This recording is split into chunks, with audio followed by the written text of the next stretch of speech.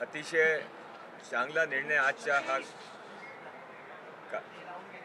मीटिंगामध्ये सर्वांचे ऐकून दिलेला आहे। निर्णयाच्या अनुसार आता महानगरपालिका स्वतः हायकोर्टामध्ये जाऊन जे आज माननीय मुख्यमंत्रीजीने निर्देश दिले त्यांची अनुपालना अनुसार एक महानगरपालिका स्वतः आता रेस्ट्रिक्टेड फीडिंग उद्यापासून सुरू करणार आहे। दोन, महानगरपालिका जोपर्यंत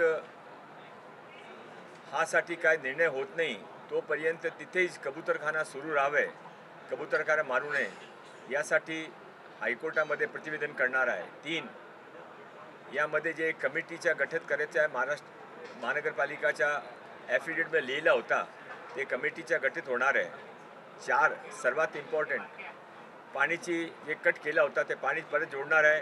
जे आपण बंद केले होते कबूतरखाने वरतून ते काढणार आहे। मी हृदयापासून सर्व हिंदू समाजातर्फे, जैन समाजातर्फे, अहिंसक समाजातर्फे माननीय मुख्यमंत्री देवेंद्र फडणवीस साहेबांचे आभार मानतो की त्याने अतिशय लोकांची भावना समजून एक निर्णय दिलेला आहे। या निर्णयानंतर आजपासून कबूतरखान्यामध्ये रेस्ट्रिक्टेड फीडिंग ने जे काय साफसफाईची जे टाटाने एक मशीन काढली ते सर्व मशीनचा उपयोग करून कोणाने काय त्रास होऊ नये असा काम आजपासून सुरू होणार आहे। गिरीश महाजनजी जे महाजनम संस्थाचे होते त्याने प्रतिनिधित्व केला होता ते पण 2 मिनिट बोलणार आहे। नमस्कार, आम्ही मुख्यमंत्री आदरणीय देवेंद्र फडणवीस साहेबांचा मनापासून धन्यवाद म्हणतो, कारण का त्यांनी लोकांची भावना आणि आपली 100 वर्षापूर्वीची पुराणी परंपरा हे दोघांची भावना लक्षात घेऊन निर्देश दिले आहेत।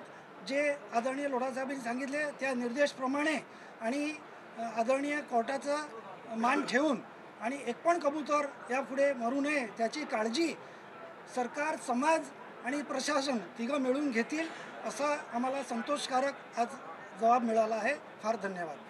सर, तुम्ही पर्यायी जागा ज्या आहेत त्या मुंबई महापालिकेला पत्र देऊन कळवले होते, त्याबाबत काही चर्चा? ते पर्यायी जागे न होता ते जोपर्यंत हा निर्णय होत नाही तोपर्यंत एकही कबूतर मरू नये म्हणून मी सुझाव दिला होता की ते रेसकोर्स वगैरे ते सुरू करावा। आता हा निर्णय झाला तो तिथे कबूतरखाने सुरू होणार, पर्यायाची गरगत पाडणार, ते ॲडिशनल जागा म्हणून होऊ शकतात। पण आरोग्याच्या दृष्टीने कुठेतरी हानिकारक आहे अशा प्रकारचे अहवाल देखील पाहायला मिळतात। बरोबर आहे, पण त्यासाठी सर्व आता ॲडिशनल जे काही प्रिकॉशन घ्यायचे असेल ते रेस्ट्रिक्टेड फीडिंग, क्लीनलीनेस, ते मशीन म्हणून करायच्या लोकांच्या कमी त्यामध्ये उपयोग, हा सर्व फीडिंग सर्व ॲडिशनल जे काही कमिटी सांगणार आहे जे काही गरज आहे ते सर्व आता आजपासून आम्ही सुरू करणार आहे। पण ते महानगरपालिका स्वतः सुरू करणार आहे। या सगळ्या गोष्टी कुणामार्फत राबवल्या जाणार आहे? महानगरपालिका करणार आहे की जे कबूतरखाने चालवणारी मंडळी आहे? महानगरपालिका, कबूतरखान्याचे लोक महानगरपालिकाचे सहकार महानगरपालिकाचे निर्णयानुसार करणार आहे, पण सर्व ते एक्झिक्युटिव्ह ऑथॉरिटी महानगरपालिका राहणार आहे।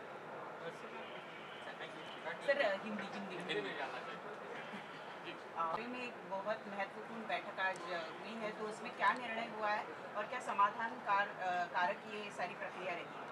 अतिशय समाधानकारक। माननीय मुख्यमंत्री देवेंद्र फडणवीस साहब ने समाज की, लोगों की भावना और पुरानी परंपरा को समझते हुए बहुत समयोचित निर्णय दिया है जो इतिहास के अंदर एक कायम बनेगा। जहां कबूतरों को अनाज डालने से यदि कोई हेल्थ की प्रॉब्लम होती है तो उसके बारे में लेटेस्ट मशीनरी का और रेस्ट्रिक्टेड यूज़ का और रेस्ट्रिक्टेड उस जगह को साफ़ सफाई का ये सारे नियम पाले जाएं और उसके साथ में एक भी कबूतर मरना नहीं चाहिए, ऐसा आदेश माननीय मुख्यमंत्री जी ने महानगर पालिका को दिया है। और आज से ही कबूतरों खानों को ओपन करके वहाँ पे महानगर पालिका की तरफ से फीडिंग का काम शुरू हो जाएगा।